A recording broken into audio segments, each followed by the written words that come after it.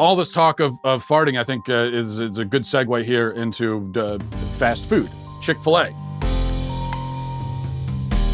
One of the, now, and I'll admit, although it is fast food, it's one of the less gaseous fast foods out there, to its credit. But also, it had been one of the last remaining large companies to stand in defiance of PC police and the LGBT rage mob. Yet they have suddenly and inexplicably caved, as you may have heard yesterday. Chick-fil-A president and chief operating officer Tim Tassapoulos announced in an interview that the company's no longer going to donate to certain Christian charities that the aforementioned rage mob has deemed anti-LGBT. Tassapoulos says that as the company goes into, quote, new markets, he wants to, quote, be clear about who we are. Wants to be clear about who we are. And who they are appears to confirm the old, maxim about you are what you eat. Well, in this case, I guess they are what they serve. The website BizNow has a little bit more information.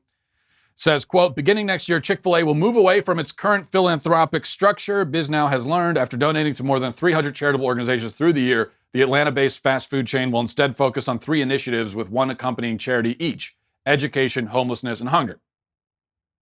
And which charities now are going to lose out now that Chick-fil-A has shifted focus to education, homelessness, and hunger? Well, the company has confirmed that it's breaking ties with Salvation Army, the Fellowship of Christian Athletes, and the Paul Anderson Youth Home. In other words, it will stop donating to charities that help with education, homelessness, and hunger in order to focus on education, homelessness, and hunger.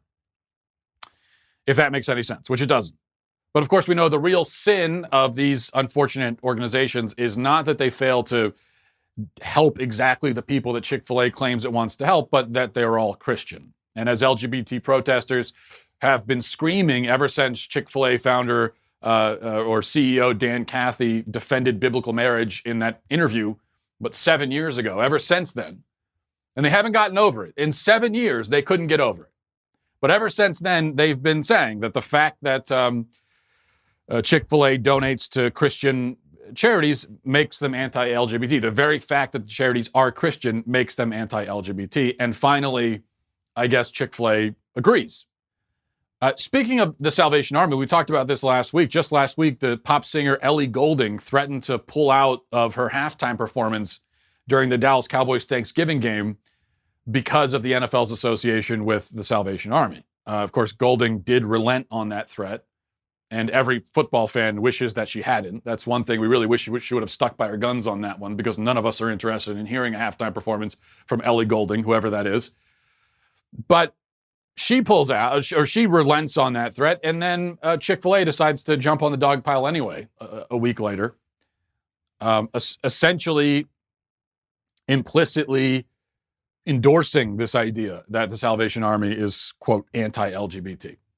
Now, this change of heart is confounding because, yes, they've been boycotted on and off for the past 7 years. Yes, LGBT activists have been lashing out against them. Yes, they've been accused of making hate chicken, whatever that is. And if that was hate chicken, then I guess hate is pretty tasty. It's a pretty tasty ingredient we discovered over the last 7 years. I don't know if that's something they mix into the breading or something. I've made fried chicken sandwiches. I can't make them as good as Chick-fil-A. Maybe it's because I'm not putting enough hate into it. But anyway, yes, they've been accused of that.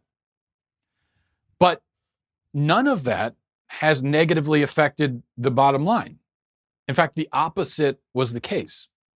The initial boycott in 2012 gave rise to Chick-fil-A Appreciation Day, which I remember. I went to a Chick-fil-A that day, and there were lines literally around the block. There were lines wrapping around the store. Hundreds of people waiting in line to show their support for Chick-fil-A by purchasing and eating a tasty chicken sandwich. And the enthusiasm never really died down. Chick-fil-A rose in popularity during the intervening years, tripling its sales, becoming one of the top 3 restaurant chains in the country. So this was a not just an example of a company refusing to relent to an outrage mob, but this was a company thriving in spite of it. And I think partially because of it. Now, most people who have been Chick-fil-A customers over the last 7 years, myself included, we weren't going there just because of all this. We were going there because we liked the food.